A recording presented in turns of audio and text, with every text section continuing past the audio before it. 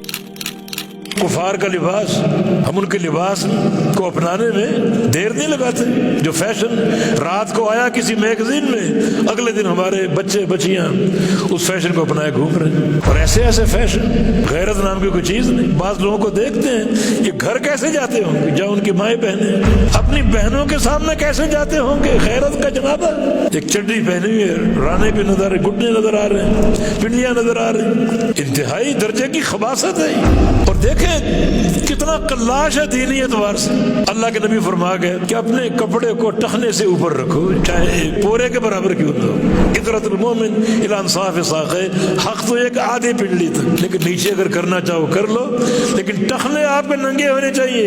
ये लोग कबूल नहीं कर रहे। औरतों ने कबूल कर लिया बेहयाई जाहिर करने के लिए, टांगे नजर आ रही। ऐसी ख्वातीन जब नजर आती हैं तो कुछ नतीजे हमें जरूर मिलते हैं।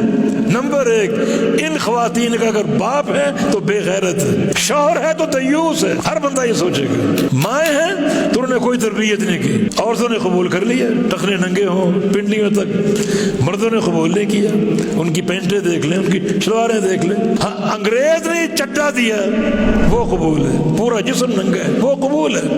अपने नबी की बात कबूल नहीं है।